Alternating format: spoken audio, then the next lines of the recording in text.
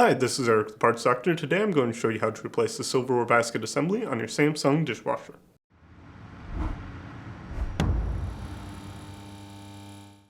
If you need to purchase a new Silverware Basket Assembly for your Samsung Dishwasher, you can check out our website, partsdoctor.com, where we sell parts for all major appliance brands.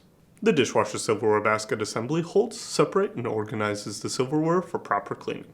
If the silverware basket fails or becomes damaged, it may not properly hold the silverware in place, which can cause poor cleaning performance. To begin, open the dishwasher's door. Then, fully extend the bottom dish rack. The silverware basket is located here on the bottom dish rack. To remove, lift the assembly up and out. If you need to purchase a new silverware basket assembly, you can check out our website, partsdoctor.com. We'll leave a link in the description below. You want to make sure that you're searching with the model number from the tag on your dishwasher to make sure you are getting the correct part. For Samsung appliances, use the longer version of the model number listed on the tag, followed by a dash and then the version number if one is listed. For example, this dishwasher's full model number ends with a /AA-00.